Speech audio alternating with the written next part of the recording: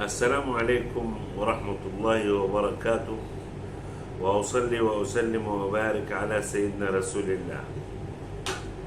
أنا هتكلم النهاردة عن البي بي سي، الإذاعة البريطانية، والتسريبات اللي طلعت من البي بي سي البريطانية. نشرت البي بي سي البريطانية تسريبات هامة من بعد سنة 48 إلى سنة 73، وأصدرت هذه الوثائق وتكلمت فيها عن أشياء كتير، وبينت فيها إنه الحرب الإسرائيلية مع مصر والنزاع مع مصر في خلال 20 سنة أو 25 سنة هو السبب الرئيسي اللي أدى إلى انهيار الاقتصاد المصري، وانه الاقتصاد المصري يعني سبب المشاكل اللي بتعاني منها مصر هو موضوع الحرب بين اسرائيل ومصر، وانه مصر دفعت الثمن غاليا والشعب المصري دفع الثمن نيابة عن الأمة العربية وعن الدول العربية، وده حقيقة يعني ما حدش ينكر هذا. طبعا علشان القضية الفلسطينية وأشقائنا الفلسطينيين ده يعني موضوع تاني، لكن النزاع مع الكيان الإسرائيلي هو السبب في المشاكل اللي حصلت، لأنه الحروب يا جماعة ليست سهلة، فالحروب تؤدي إلى انهيار الاقتصاديات مهما كانت قوة الدول. ضف إلى ذلك تحدثت التسريبات إنه بريطانيا، وده شيء يعني أنا بالنسبة لي مفاجأة، يعني الاقتصاد المصري كان ينهار نهائيا، وكانت الدولة هتعلن إفلاسها، والتضخم وصل لقمته في عهد الرئيس محمد أنور السادات الله يرحمه. لكن بريطانيا مش عايزة مصر تنهار، عشان لو انهارت مصر هتطلع منها هجرة رهيبة هتروح أوروبا وهتأثر عليهم، وهي في نفس الوقت رمانة ميزان في الشرق الأوسط. هم كانوا عايزين مصر ضعيفة لكن تبقاش تنهار، يعني مصر يبقى العقد بتاعها زي عقد كده في يدوب كده ماسكه نفسها، لكن ما يبقاش عقد قوي على اساس لو شديته ما ينتضحش. لا لا لا، احنا عايزينه كده بخط هين، يعني تبقى الغلاليه مرصوصه وخلاص، يعني الدوله ممسوكه وعاديه متماسكه، ولكن دوله ضعيفه مريضه وليست قويه. ده اللي عايزاه بريطانيا، بس ما تموتش يعني. ففي الفتره دي بعد حرب ال 73 حاولت، أو قبل 73 بفترة، حاولت بريطانيا هي وأمريكا مع السعودية يساعدوا مصر، يعني ادوا الطرشة، يعني طنشوا، يعني ما تحمسوش، لا قالوا له ولا قالوا أيوه، يعني ما أبدوش استعدادهم، ولكن كانوا بيودوا استثماراتهم في السودان. لغاية هنا تمام، ده اللي قالته إيه التسريبات. لما جه الرئيس حسني مبارك، طبعا بعد حرب ال 73 وحصلت المعاهدة مع إسرائيل، معاهدة السلام بتاعت كامب ديفيد بين الرئيس جيمي كارتر والرئيس السادات، ورئيس وزراء إسرائيل وقتها كان مناحم بيه، وتمت الاتفاقية بتاعت كامب ديفيد، فالعرب كلهم قاطعوا مصر مقاطعة نهائية، وما فيش طبعا لا مساعدات ولا أي شيء، ودفعت مصر الثمن غاليا، دفعت ثمن الحرب وثمن السلام. طيب نرجع بعد كده نروح فين؟ يجي الرئيس حسني مبارك. في ناس مش هتقبل الكلام ده بتاعي، بس انا ماليش دخل بيك، انا بقول حاجه اللي انا شفتها واللي قراتها واللي بتقولوا كل صحف العالم وكل المحللين السياسيين والمراقبين. انت مش عاجبك عشان هواك لفلان او لعلان، انا ماليش داخل، انا بتكلم شيء يعني يملي عليه ضميري ولوجه الله. لما جه الرئيس حسني مبارك ما عملش اي تنميه في مصر، ولا عمل بنيه تحتيه، ولا صلح، ولا عمل اي شيء. كل اللي عمله جاب شويه رجال اعمال ممشيين الدوله وينهبوها وياكلوا خيراتها، واللي معاه مليار بيجي معاه 50 مليار في عهد محمد حسني مبارك. وكانوا بالضبط 50 أسرة اللي بيحكموا 50 شخص اللي بيحكموا مصر، الحاشية بتاعت الرئيس جمال، الرئيس مبارك، هو وابنه جمال ونظيف وفتحي سرور وزكريا عزمي وصفوت الشريف، الشلة دي يعني، وكمال الشاذلي، وكلهم يعني ما هم كانوا جروب مع بعض، عصابة كانت بتحكم مصر. بعد كده ايه اللي حصل؟ ال50 شخص دول اعتبروا بيكونوا بالظبط حواليهم عش كده زي عش الدبابير، 500 أسرة، بعيال عمهم، بعيال خالهم، بنسباتهم، ببناتهم، بقرابات زوجاتهم، كلهم مع بعض نسايبهم، وهم 500 شخص. كانوا بياخدوا تلت ما يدخل على مصر من إيراد، والتلت الثاني كان بيتصرف على الدولة، على المرافق والكلام ده، عشان الأمور تمشي يعني وخلاص.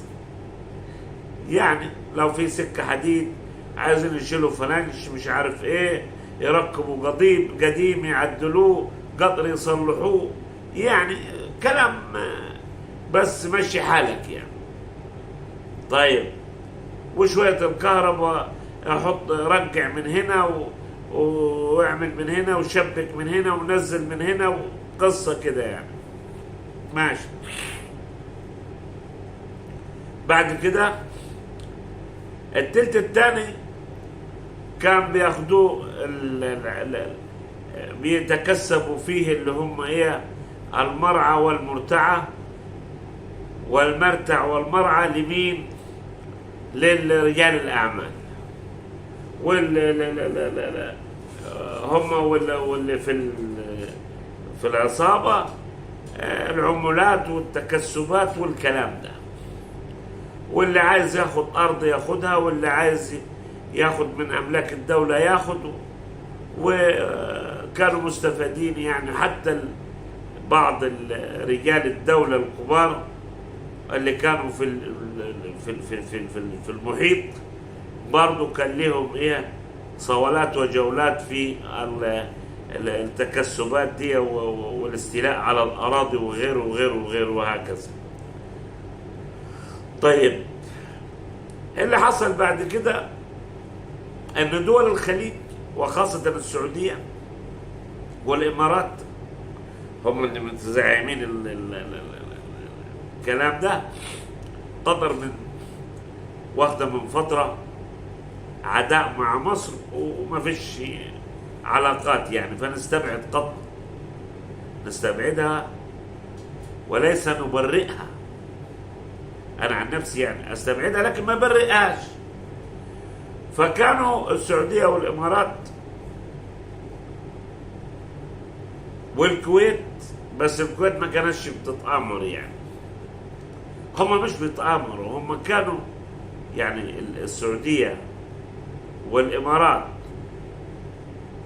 والكويت وممكن البحرين وممكن عمان، بس الاساس الدول اللي هم الدول الغنية اللي فيهم اللي هي السعودية والامارات والكويت كانوا بيدوا مساعدات لمصر، وخاصة السعودية والامارات كانوا بيدوا مساعدات سخية لحسني مبارك، علشان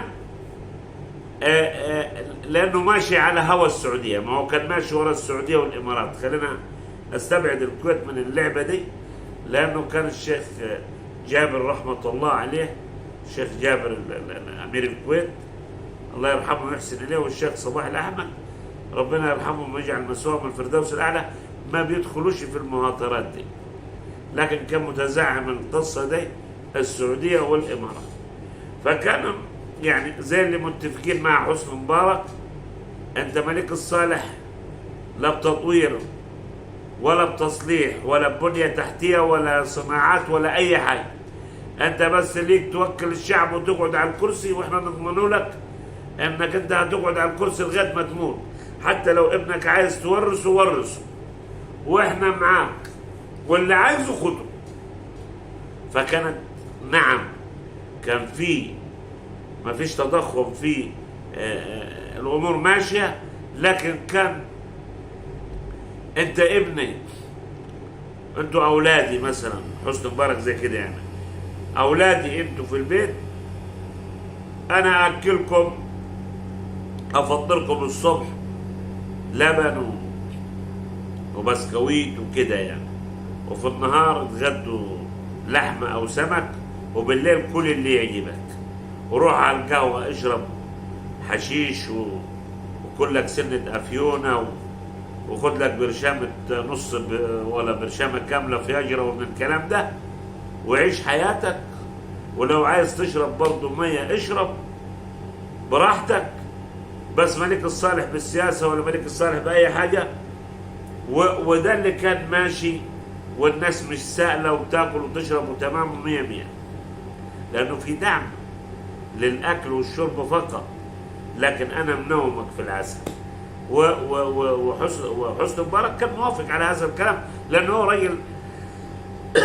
رجل الله يرحمه ما كانش عايز يشتغل، هو رجل كسول بطبعه وعايز يقعد على الكرسي بس، وكان معاه جروب ماشي له الدنيا وتمام، ومعاه كلبين كبار يجوا يلعبوا جنبه، ومش عايز ولا حاجة تاني، وعلاقته بالناس بالرؤساء والكده مية مية وبس.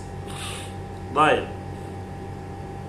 هو البلد في امان ومفيش مشكله يعني، والاخوان هو مظبطهم وبدهم كراسي ومديهم مشاريع وعاملين مولات والواحد معاه مول كبير وشغالين والحكايه زي الفل ومظبط الامور يعني. طيب لما جاء الرئيس السيسي وحصلت ثورة يناير، حصل انه الجيش المصري فوجئ بانه سينا دي مش تبع مصر، امال تبع مين؟ ورثوها الارهابيين اللي هم الاسلاميين المتشددين اللي بيحاربوا الدولة المصرية ومدعومين من دول اوروبية ومن قطر ومن تركيا ومن امريكا ومن اسرائيل ومن دول اوروبية ومن بريطانيا. فعندك وفي بعض الدول العربية، فالمخابرات العالمية هي اللي كانت بتدير المعركة ضد الجيش المصري والشعب المصري.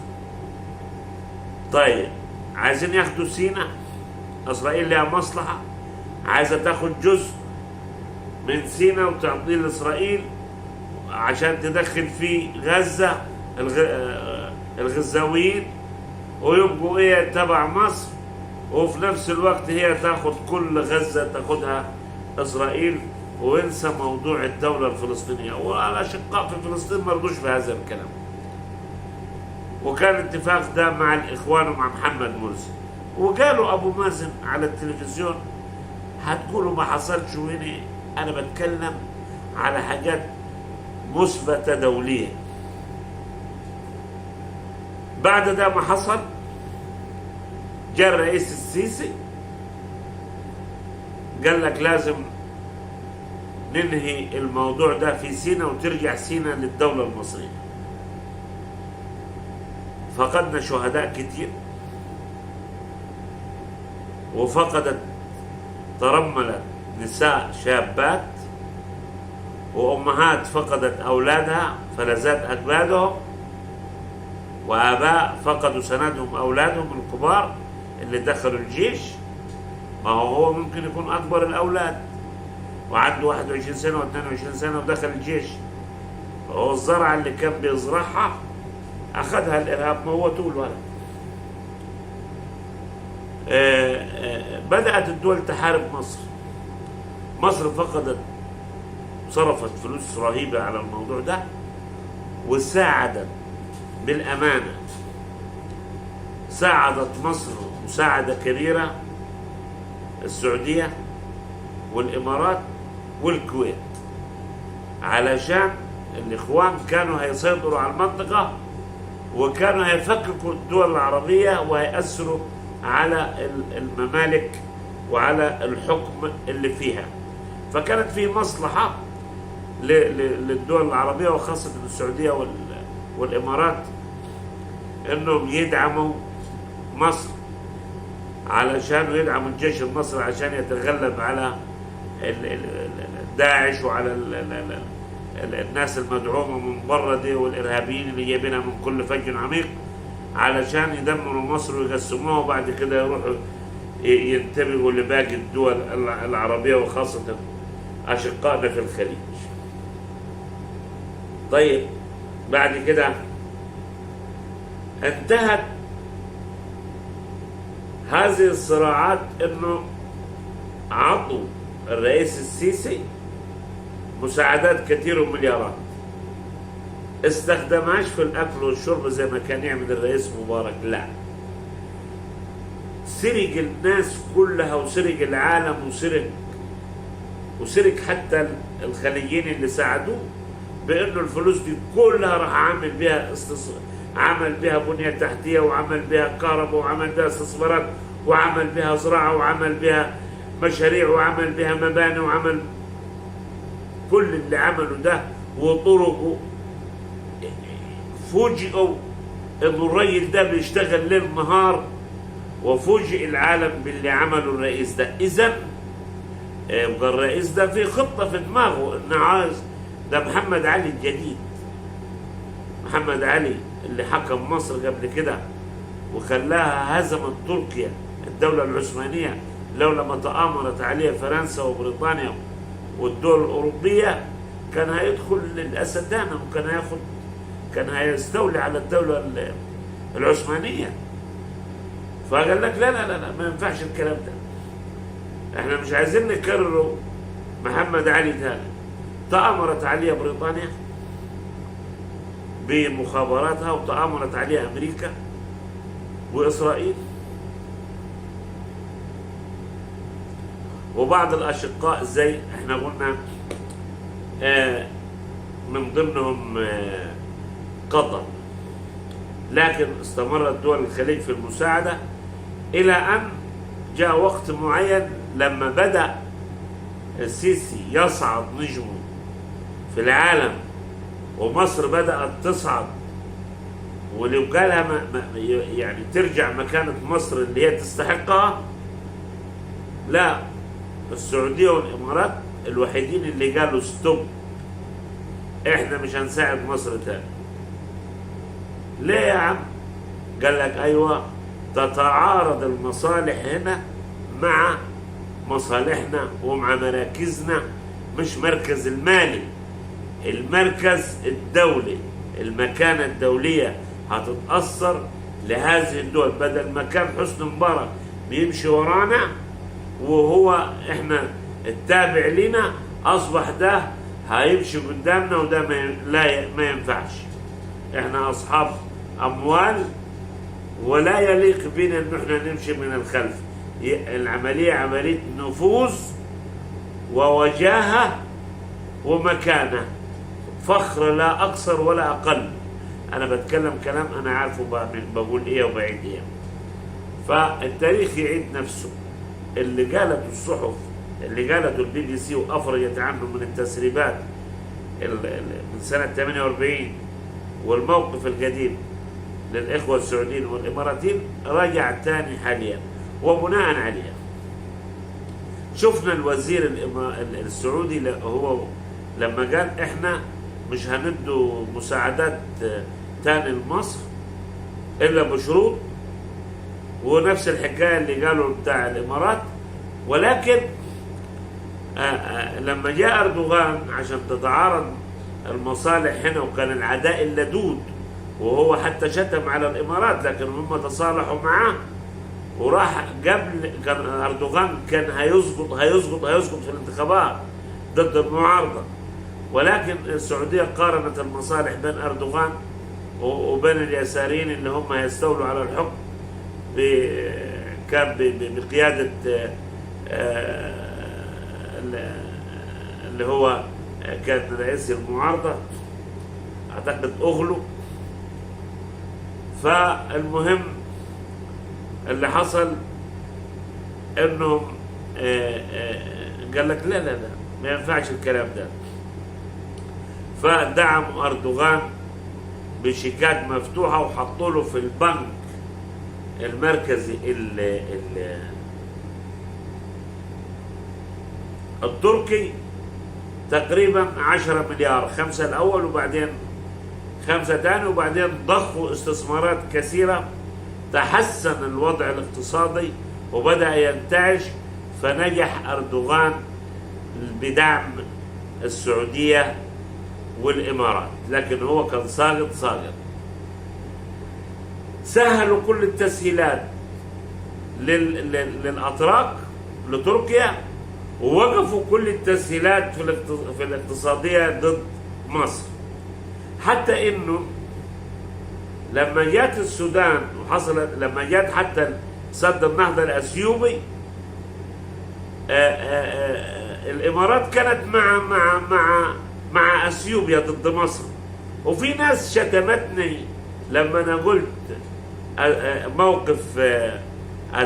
موقف الإمارات في الأمم المتحدة مع أثيوبيا، في ناس شتموني وقالوا كثير. وبعد كده لما طلع برضو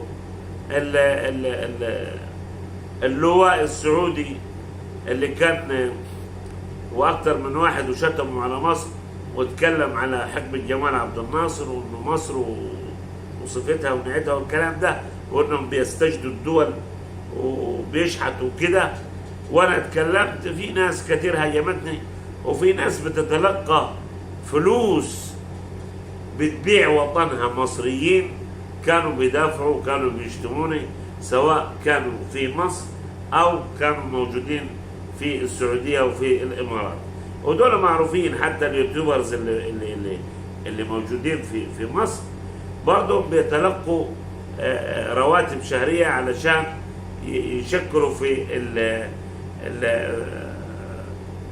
يعني يمتدحوا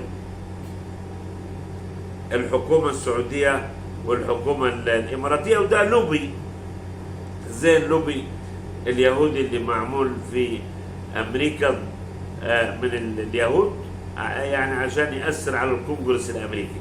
دي مصالح، لكن مصالح خايبه لما تبقى ضد بلدك يعني.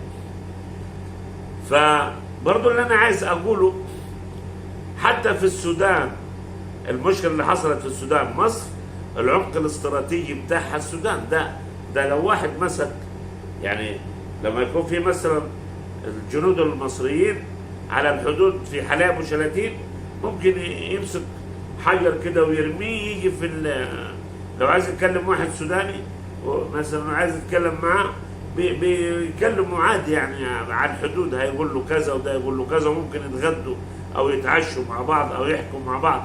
اذا ده جاري وابن عمي وشقيقي وكده.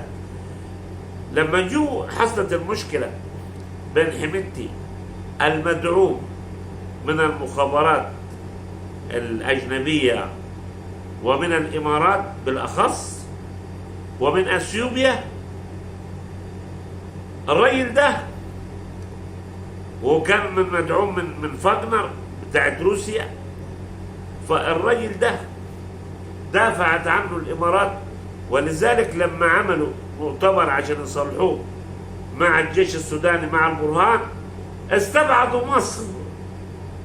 انا جاره وانت اخر الدنيا بعيد عنه، مش جاره ولا حتى الثاني جار ولا خامس جار.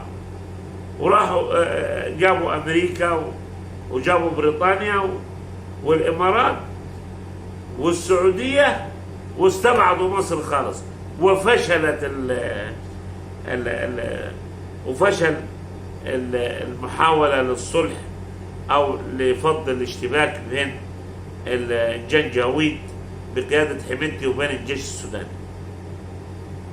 في الآخر مصر طبعا دعمت الجيش السوداني وجابت الدول الجوار واتكلمت معاهم، وكانت مباحثات بناءة، ولكن لسه الموضوع ما انتهاش. ولكن مصر بتدعم الجيش السوداني، ولما جوا السودانيين راحوا فين؟ راحوا مصر، اللي كانوا بيشتموا على مصر ليل ونهار وكانوا يقولوا على اثيوبيا اخت بلادي، بل كمان الحقيقه بتزعل الناس. طيب ايه اللي بيحصل حاليا؟ الانتخابات المصريه قربت. حاليا في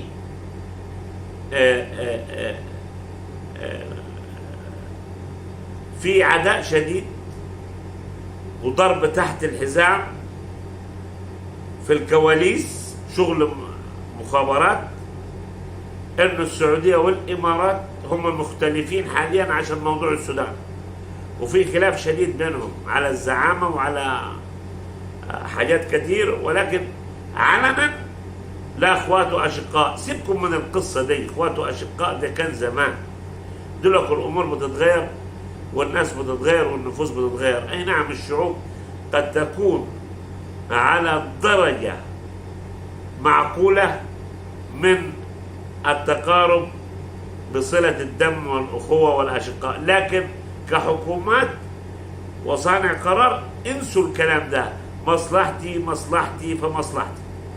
فالسعوديه والامارات في خلاف بينهم، ولكن هما الاثنين متفقين اتفاق تام على انه السيسي ما يجيش تاني رئيس للدوله. ليه؟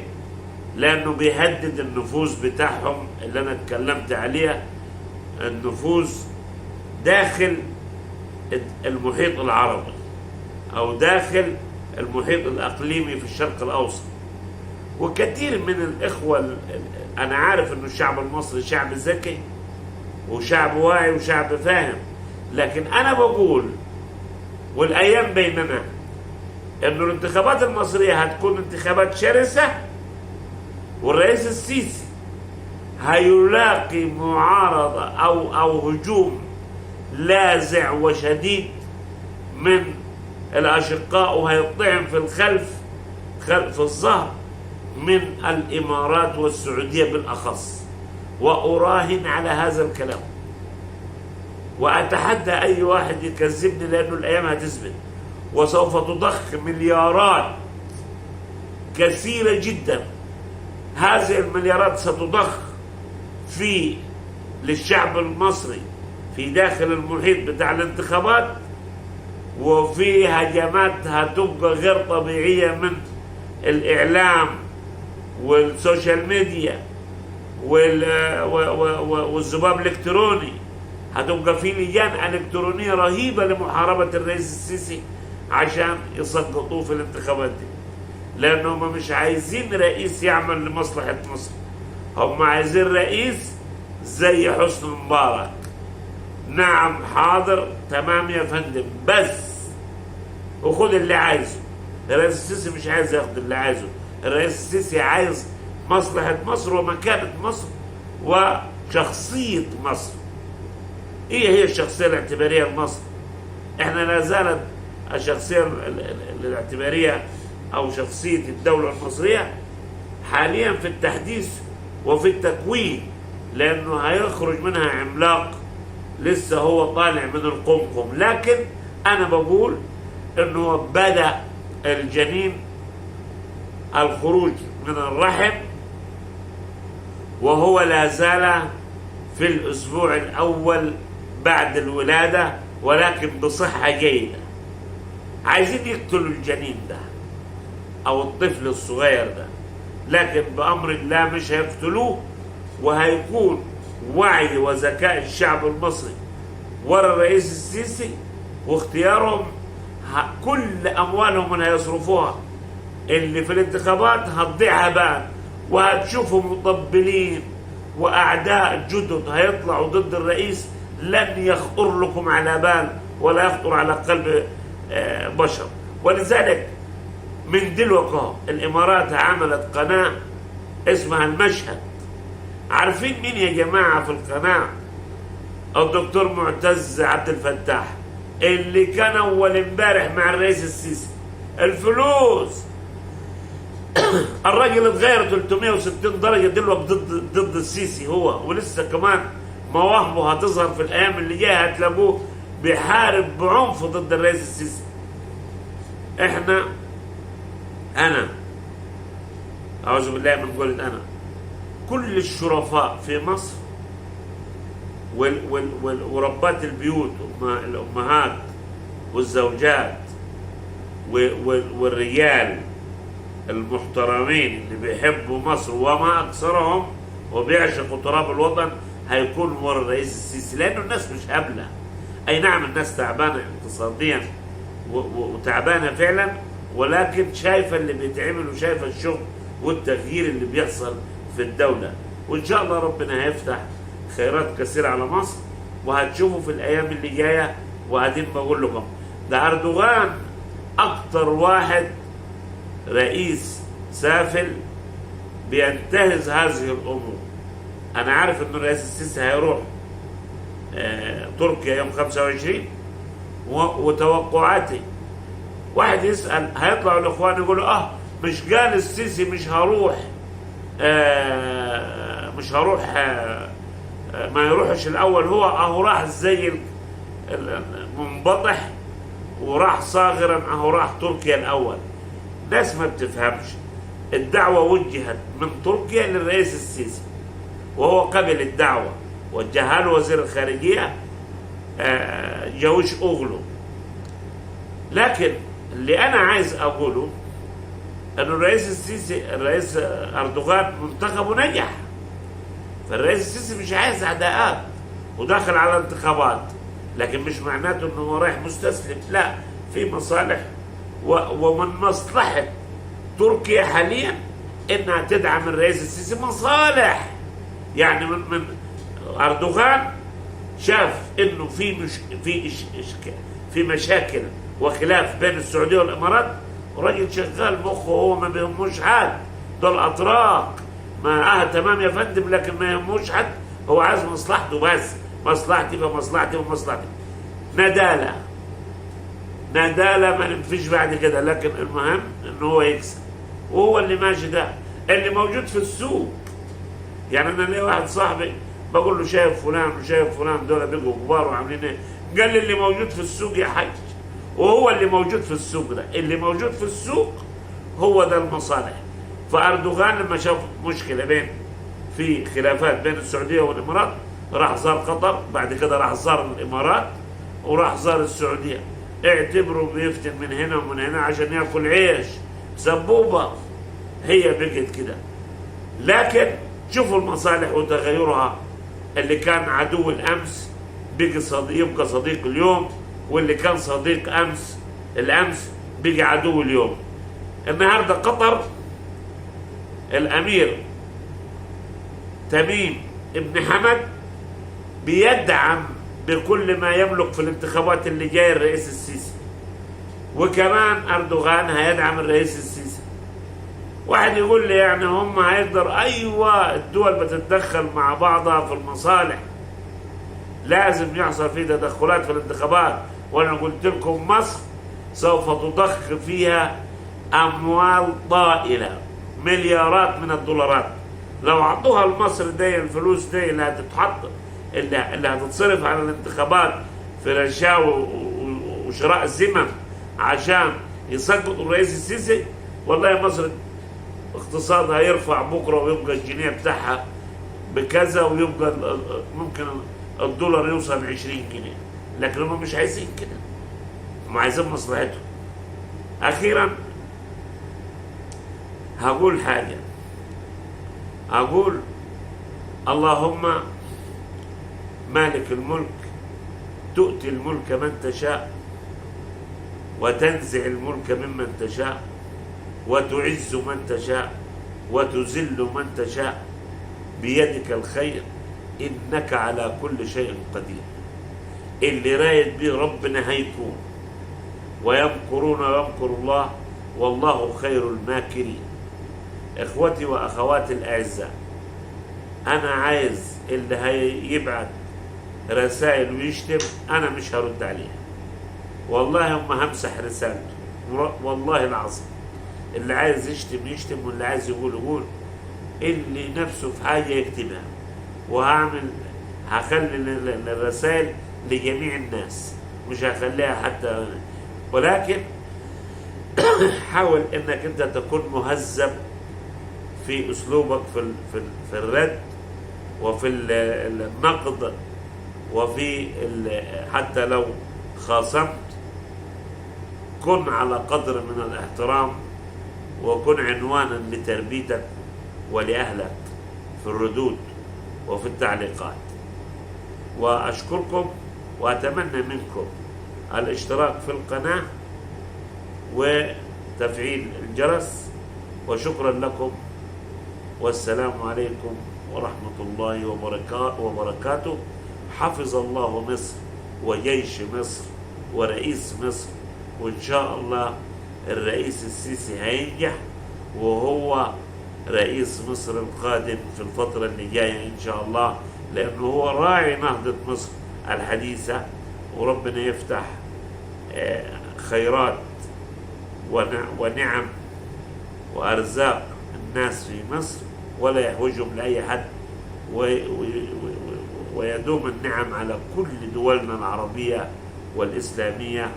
والسلام عليكم ورحمة الله وبركاته.